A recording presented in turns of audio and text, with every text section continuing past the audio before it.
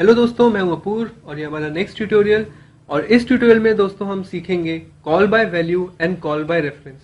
तो हम first case लेते हैं कॉल बाय वैल्यू। आपने दोस्तों देखा था हमारे पिछले ट्यूटोरियल में हमने ऐड फंक्शंस को कुछ values as a parameter pass की थी। जब हम किसी फंक्शन को कुछ वैल्यूज भेजते हैं तो ये जो 2 और 3 वैल्यूज हैं ये पैरामीटर कहलाते हैं। मतलब कि ऐड फंक्शन को मैंने कुछ parameter as an argument pass किया था दोस्तों। लेकिन यहाँ पे एक देखने वाली बात यह है कि जब भी मैं 2 और 3 वैल्यू भेजता हूँ, ऐड फंक्शन जो रहता है उनको ए और बी में स्टोर करता है, मतलब कि उनकी एक कॉपी बनाता है, उसके बाद उनके साथ कैलकुलेशन करता है। ओरिजिनल वैल्यूज के साथ वो कुछ भी छेड़छाड़ नहीं करता है।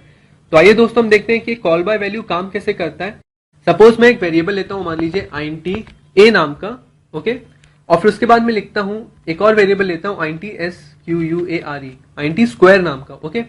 उसके बाद मैं लिखता हूं स्क्वायर इज इक्वल टू, मैं ऐड फंक्शन को कॉल करता हूं और उसको एक ही वैल्यू भेजता हूं, इस बार मान लीजिए एज एन आर्ग्यूमेंट a। और यहां से भी मैं हटा देता हूं क्योंकि मैं सिर्फ इस बार फंक्शन को एक ही वैल्यू भेजने वाला हूं।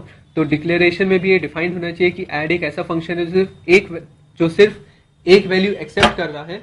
और यहां पे भी मैं int b की जरूरत नहीं है तो उसको हटा देता हूं।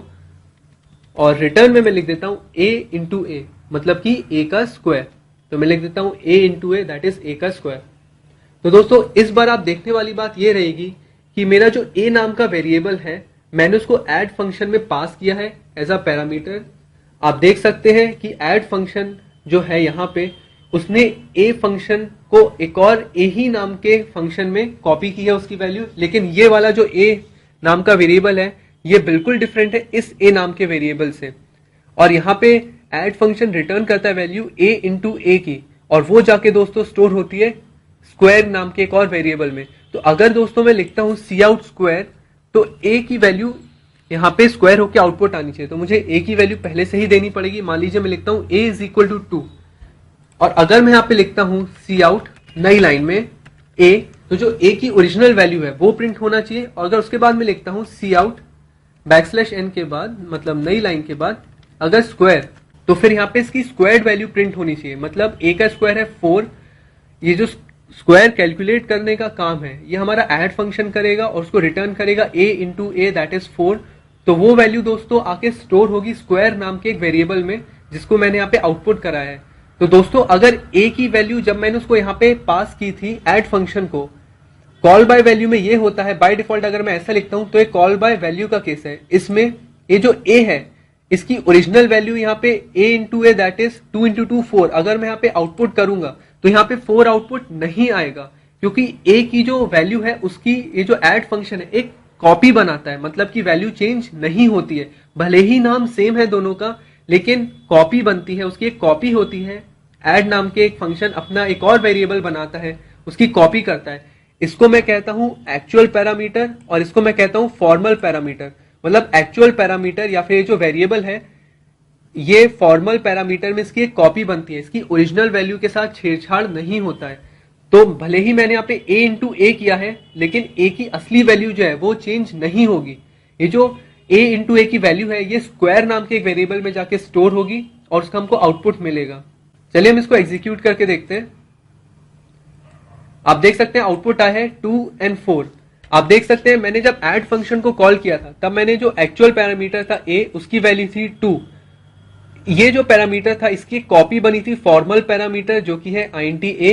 उसका नाम भले ही a है लेकिन वो ऊपर वाले वेरिएबल a से बिल्कुल अलग है। यहाँ पे मैंने a के साथ जो कैलकुलेशन किया है a इंटू ए, ये मैंने फॉर्मल पैरामीटर की वैल्यू के साथ छेड़छाड़ किया है, ना कि एक्चुअल पैरामीटर की वैल्यू के साथ। तो जब मैंने सी आउट दोबारा से a कराया तो उसकी वैल्यू 2 ही प्रिंट हुई, लेकिन जब मैंने वैल्यू स्क्वायर की प्रिंट कराई तब वैल्यू हमारी आउटपुट आई 4। तो आप देख सकते हैं इस तरह से काम करता है। इसका दोस्तों दूसरा केस होता है call by reference. Call by reference में दोस्तों हम जो फॉर्मल पैरामीटर की वैल्यूज के साथ चेंजेस करते हैं वो एक्चुअल पैरामीटर में भी रिफ्लेक्ट होते हैं। तो दोस्तों मैं आपको दिखाता हूं इसकी फंक्शन डिक्लेरेशन में थोड़ा सा डिफरेंस है वो कैसे आता है।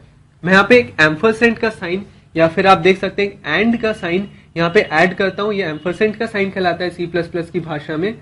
और जब मैं एक ही वैल्यू के साथ यहाँ पे चेंजेस करूंगा तो वो ओरिजिनल वैल्यू में भी रिफ्लेक्ट होंगे। तो दोस्तों आपने यहाँ पे देखा कि यहाँ पे फंक्शन की डिक्लेरेशन में चेंज कैसे आता है। एक एम्परसेंड साइन ऐड करना पड़ता है फंक्शन के डिक्लेरेशन में और फंक्शन की डेफिनेशन में भी मैं एक और एंड साइन ऐड कर देता हूं या फिर एम्परसेंड साइन ऐड कर देता हूं।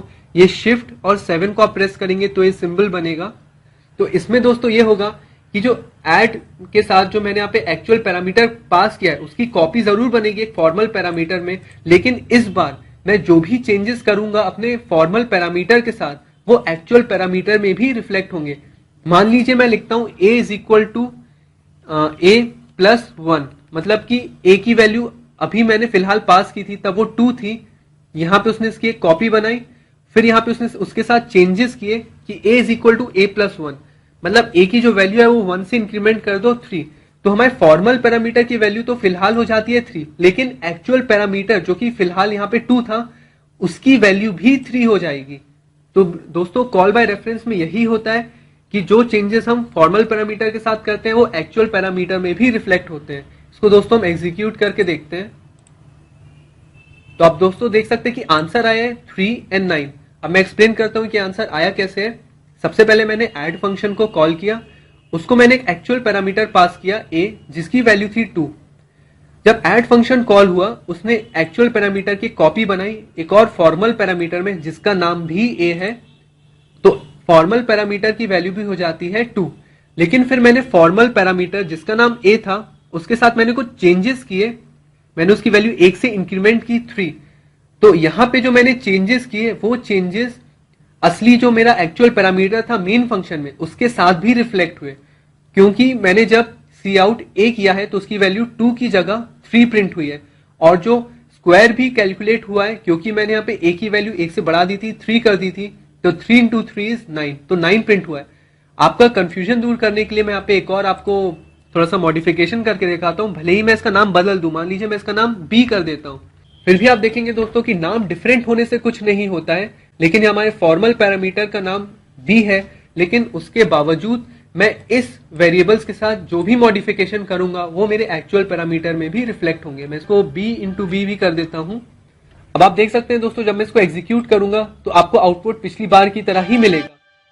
आप देख सकते हैं कि ए जो था जब मैंने उसको ऐड फंक्शन में as an actual parameter pass किया तो उसकी कॉपी बनी एक फॉर्मल पैरामीटर में जिसका नाम था बी। आप देख सकते हैं यहाँ पे जो मैंने मॉडिफिकेशंस किए वो बी की वैल्यू के साथ किए, लेकिन बी की वैल्यू के साथ मैं जो भी चेंजेस करूंगा वो ओरिजिनल पैरामीटर जो था मेरा एक्चुअल पैरामीटर इस वेरिएबल के साथ भी वो रिफ्लेक्ट होंगे। इसलिए जब मुझे यहाँ पे सी आउट ए कराता हूं तो मुझे वैल्यू 3 मिलती है ना कि 2, क्योंकि मैंने बी की वैल्यू को 1 से ऐड किया था तो ए की वैल्यू में भी सेम वो चेंज आया, और स्क्वायर की वैल्यू 3 इंटू 3 इज 9 वो यहाँ पे रिफ्लेक्ट हुई है। तो होप दोस्तों आपको कॉल बाय वैल्यू और कॉल बाय रेफरेंस में डिफरेंस समझ में आया होगा। जुड़े रहिए मेरे ट्यूटोरियल से। Thanks a lot.